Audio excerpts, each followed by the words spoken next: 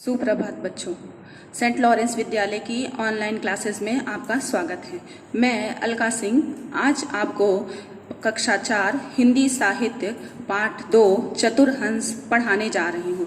प्रस्तुत कहानी एक ऐसे बूढ़े और अनुभवी हंस की है जिसकी बात न मानने के कारण उसके साथियों को नुकसान उठाना पड़ता है।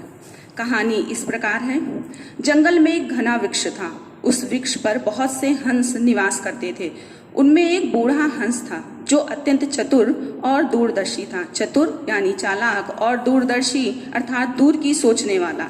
सब उसकी बात मानते थे और सम्मान भी करते थे। एक दिन बूढ़े हंस ने वृक्ष पर एक छोटी लता को लिपटे हुए देखा। इस पर उसने सभी हंसों को समझाया, इस लता को नष्ट कर दो, नहीं तो यह लता एक दिन हमारी मृत्यु का कारण बनेगी। लता एक ऐसी कोमल बेल जिससे दूसरे वृक्ष लिपट जाते हैं। इस पर एक युवा हंस हंसते हुए आश्चर्य से बोला, यह छोटी सी लता मृत्यु का कारण कैसे बन सकती है? बुद्धिमान हंस ने समझाया, आज देखने में यह लता छोटी लग रही है, लेकिन यही कुछ दिनों में ऊपर तक लिपटते हुए चढ़ जाएगी और वृक्ष पर चढ़ने के लिए सीढ़ी का काम करेगी। कोई भी शिकारी उसके सहारे चढ़कर हमें पकड़ सकता है। इस पर दूसरे हंसों को विश्वास नहीं हुआ कि एक छोटी सी लता सीढ़ी का काम कैसे कर सकती है। तभी तीसरे हंस ने कहा, तुम बूढ़े और चतुर जरूर हो, किंतु अपनी बुद्धि से हमें डराना चाहते हो। इस प्रकार किसी भी हंस ने बूढ़े हंस के सुझाव पर ध्यान नहीं दिया, क्योंकि उनमें दूर की सोच नहीं थी। कुछ समय बीतने पर लता तने और डालों पर लिपटती हुई ऊपर तक पहुंच गई। जल्द ही लता सीढ़ी जैसी बन गई, जिस पर चढ़कर पेड़ के ऊपर तक कोई भी आसानी से जा सकता था। अब बूढ़े हंस की बात सच साबित हुई, लेकिन अब उस मजबूत लता को नष्ट करना किसी भी हंस के वश की बात नहीं थी, क्योंकि लता मजबूत हो चुकी थी। एक दिन सभी हंस दाना चुगने बाहर गए थे।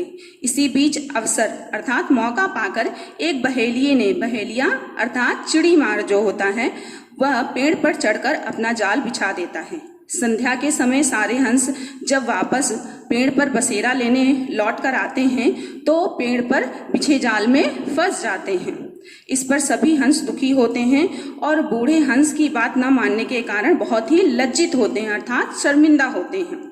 जाल से छुटकारा पाने के लिए सभी हंसों ने बूढ़े हंस से उपाय पूछा और आगे से उसकी सभी सीख को मानने का उसे वचन भी दिया। सबकी बात सुनकर बूढ़े हंस ने उपाय बताया, कल प्रातः काल जब बहेलिया तुमको पकड़ने आएगा, उस समय मरे हुए का नाटक करना। इस पर वह तुम्हें एक एक करके नीचे रखेगा। आखिरी जब नीचे जमीन पर रख दिया जाएगा, तब मैं विशेष ध्वनि का संकेत करूंगा और तुम सभी एक साथ उड़ जाना।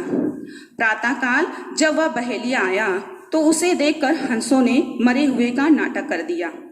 बहेलिये ने हंसों को मरा हुआ मानकर उन्हें एक एक करके जमीन पर फेंकना शुरू कर दिया। जब सभी हंस जमीन पर आ गए, तब बूढ़े हंस ने एक विशेष प्रकार की ध्वनि बजाई, जिसे सुनकर सभी हंस एक साथ उड़ गए। बहेलिया आश्चर्यचकित होकर यह सब देखता रह गया। इस प्रकार सभी हंसों की जान बच गई। इस प्रकार बच्चों, इस कहानी से हमें यह सीख मिलती है कि हमें अनुभवी लोगों की बात मान लेनी चाहिए, क्योंकि उनकी बात मानने से हमें जीवन में लाभ मिलता है और हम हानि से बच जाते हैं। अब हम इस कहानी के शब्दार्थ को समझेंगे।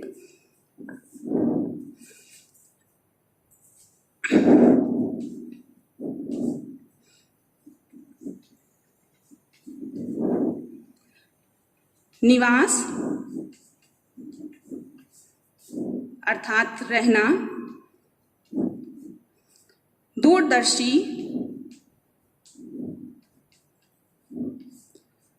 दूर की सोचने वाला,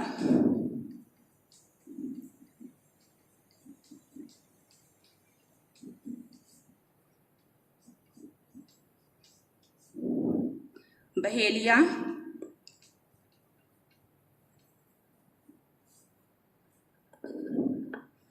चिड़ी मार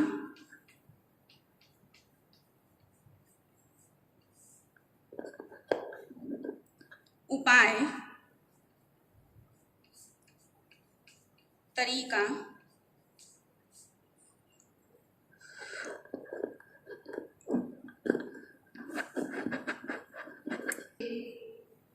इशारा, अत्यंत, बहुत, अवसर,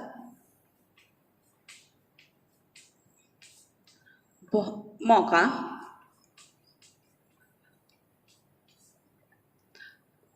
संध्या, शाम, आखिरी, अंतिम, आश्चर्य, अचंभा या हैरानी।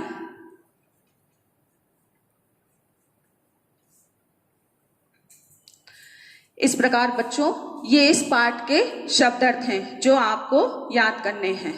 धन्यवाद।